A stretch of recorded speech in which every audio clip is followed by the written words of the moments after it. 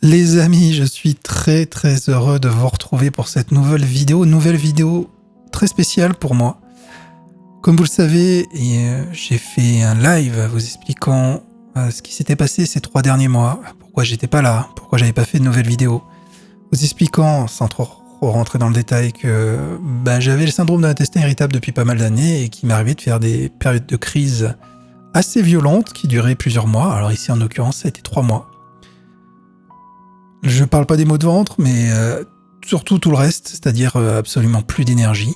Et vraiment, j'étais un légume, je n'avais plus du tout d'énergie du matin au soir, une tension qui était tombée, des vertiges, et c'était le quotidien de mes journées, donc impossible de prendre les pinceaux, donc avec beaucoup d'anxiété, ça envoyait aussi des signaux, enfin, pour ceux qui connaissent ce syndrome, c'est pas drôle, vraiment, même psychologiquement, c'est assez violent.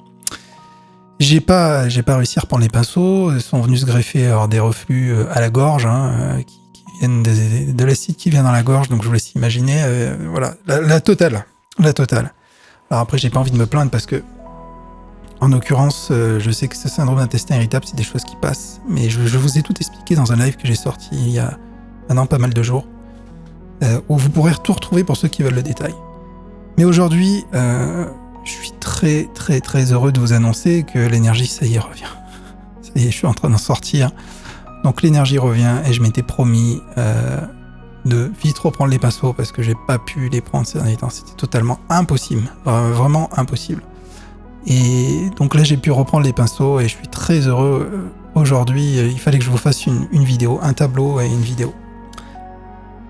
Donc je voulais surtout, et c'est le plus important pour moi ici, remercier tous ceux qui m'ont laissé des messages, tous vos messages d'encouragement, de compassion, enfin tous ceux qui connaissent ça, et tous ceux qui m'ont donné des conseils aussi. C'est vraiment, merci, ça m'a énormément aidé et profondément touché.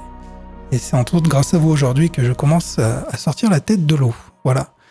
Et j'espère que mon objectif sera encore plus qu'avant de pouvoir, que tous ceux qui sont seuls chez eux ou qui souffrent de quelque chose, essayer de vous divertir et de vous amener, au moins par les vidéos et même encore plus loin par les pinceaux, à vous amener à vous faire plaisir, à vous faire penser à autre chose et voilà. Pour moi, ça sera vraiment une victoire si c'est le cas, vraiment. Donc je repars avec cette vidéo, j'espère qu'elle vous plaira, pleine d'énergie. Alors je vais vous expliquer ce tableau parce que pour l'instant j'en ai pas trop parlé.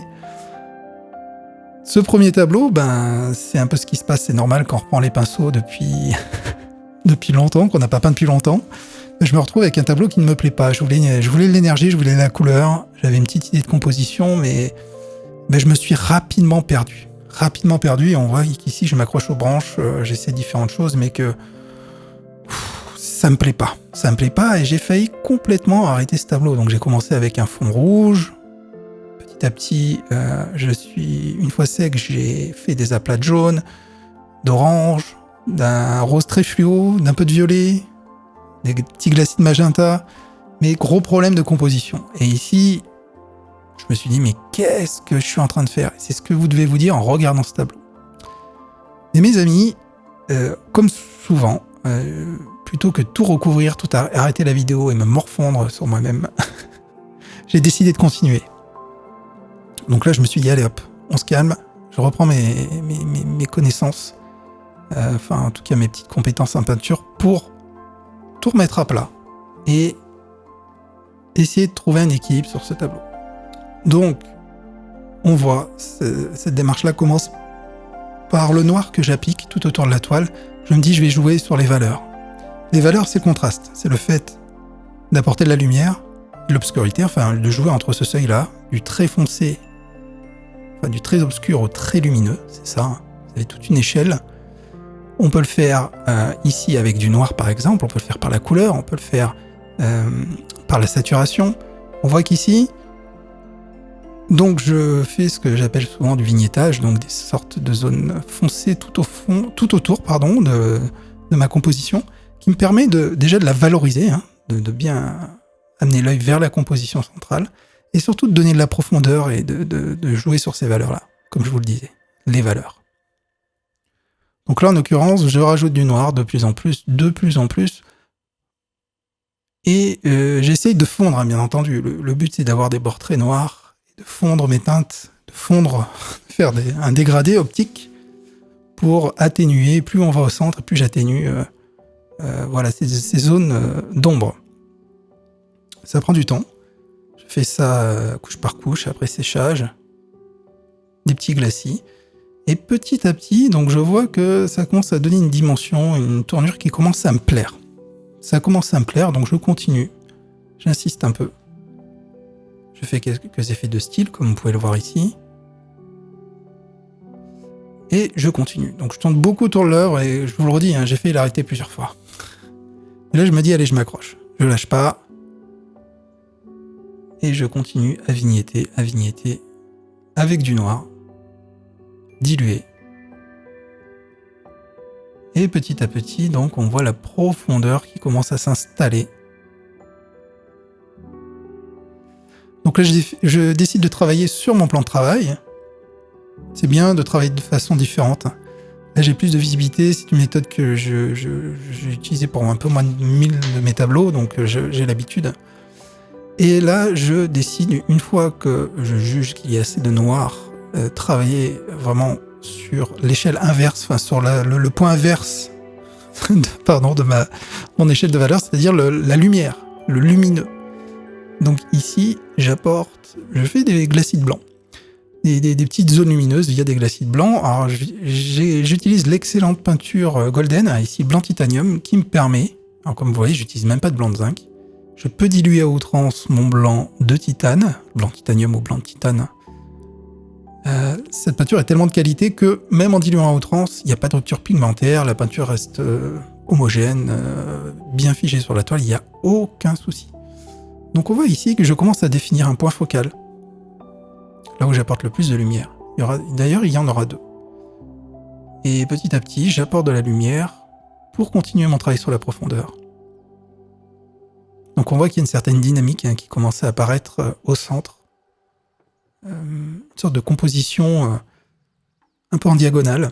Mais on voit qu'il se passe quelque chose qui tombe du haut vers le bas, qui est plutôt intéressant. Donc je décide de me focaliser sur ce type de lecture et apporter de la lumière voilà, à différents endroits. Donc au début, c'est des points de lumière que je vais laisser sécher et recouvrir avec un peu de violet. Ça permet de faire des petits points là. Des zones lumineuses violettes. Certains font l'erreur tout de suite de mettre du violet, mais non, il faut mettre du blanc par-dessous et après faire des petits glacis violets. Ça fait ce genre de petit effet qui est très très appréciable. Ensuite, je continue. Du blanc, par-dessus. Une fois de plus, la lumière, ce que je préfère faire. Apporter de la lumière. C'est un travail qui prend du temps. La vidéo a beau être très accélérée ici, on voit que je prends du temps. Là, j'arrive à l'étape où je crée ce beau halo lumineux. Alors j'avais cette idée en tête, je ne savais pas trop comment la matérialiser. Donc j'ai fait un premier essai, ça m'a beaucoup plu. Donc je me suis dit, ok, ici je tiens quelque chose, ça sera vraiment de cette façon-là que je vais focaliser, je vais apporter beaucoup d'attention à mon point focal. Et je vais travailler dessus. Alors le point focal, pour résumer, c'est vraiment l'endroit où vous allez vouloir que l'œil vienne tout de suite se poser quand quelqu'un regarde votre œuvre. La première chose que... Voilà. Et après, petit à petit, on va regarder le tour pour finir sur les bords, par exemple. La lecture pourra être plus ou moins différente, mais j'adore faire les choses de cette façon-là. Là, ici, on voit qu'il y a beaucoup de lumière au centre, et là, je me dis, ça y est, là, je tiens quelque chose.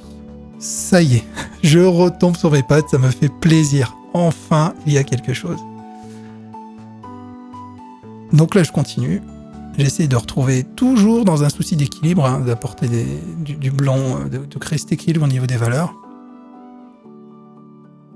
Je travaille sur ces deux zones qui sont très importantes et là sur laquelle je porte beaucoup d'attention.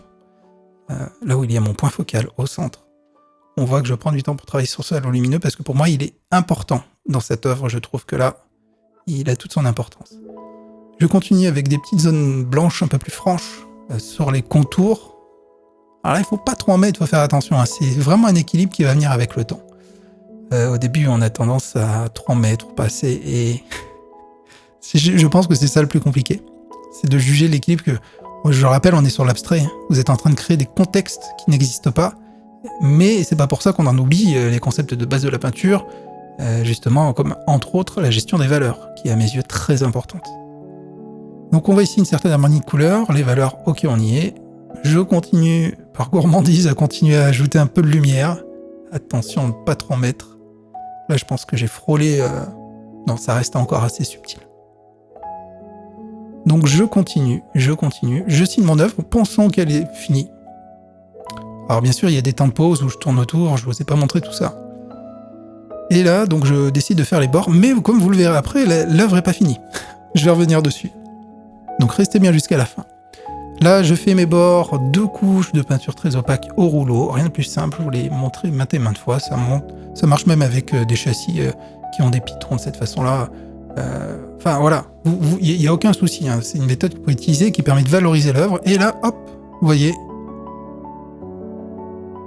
pour tout de suite aller chercher l'équilibre d'un point de vue chromatique, pour jouer sur ma chroma, je fais des rappels de jaune en faisant des petites projections de jaune, peinture très liquide, jaune orangé, et aussi quelques touches de rose, pour des petits points roses pour retrouver un peu ce petit rappel avec le rose que j'avais mis en amont et qui a un peu disparu avec le travail que j'ai fait en surface. Alors, ce tableau, je suis très content parce que c'est un peu à l'image de ce qui s'est passé pour moi ces derniers mois, dans le sens où on a des périodes de vie, des périodes compliquées, les choses vont pas comme on veut, et avec la détermination, il y a forcément un moment où on va ressortir la tête de l'eau. Là, ce tableau, voilà, il était à mes yeux totalement raté, et j'aurais pu l'arrêter plein de fois. Je pense que beaucoup auraient arrêté en se disant, bon, bah, tu recouvres, tu recommences ça proprement. Mais finalement, cet exercice est très intéressant parce que c'est là que vous sortez de votre zone de confort, et c'est là qu'on va voir si vous arrivez à retomber sur vos pattes. Donc je suis content, moi ça correspond, il me plaît, je suis content du résultat finalement, j'ai pas eu besoin de le recommencer, et je suis content d'avoir fait preuve de détermination ici. La vidéo est très accélérée, donc on se rend pas compte, mais je reviens beaucoup dessus, il y a des petits passages qui y sont pas, et il y a vraiment beaucoup de doutes, mais finalement ça fonctionne bien. Enfin, en tout cas, j'espère. À la vue des photos, vous me direz si vous... Parce que c'est totalement subjectif, hein. Bien entendu. Donc certains vont aimer, d'autres pas. Donc n'hésitez pas à mettre vos commentaires. Et aussi à liker la vidéo. C'est très important pour moi, pour savoir si ça vous a plu ou non. Voilà. Mes amis, je vous le redis, merci. Merci. Déjà, désolé de ne pas avoir pu sortir de vidéos ces derniers temps, mais là, merci pour tout votre soutien. Et je vais rattraper le temps perdu. Il y a plein d'autres vidéos qui vont arriver.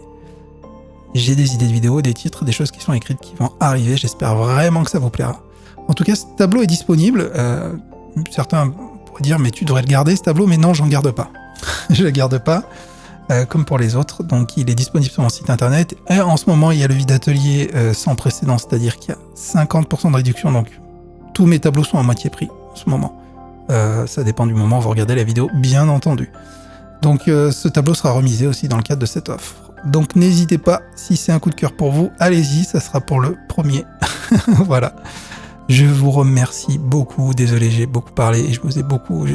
Ça donne l'impression que j'exagère de dire merci, merci, merci, mais je vous certifie que ça vient du fond du cœur et que c'était important pour moi, voilà, de vous dire tout ça. Donc bah maintenant, allez, c'est parti. Je vais reprendre les pinceaux. À vous aussi de prendre vos pinceaux, amusez-vous, exprimez-vous. Et voilà, j'attends vos messages, vos commentaires en dessous de la vidéo. Je les lirai bien sûr avec un grand plaisir. À très bientôt les amis.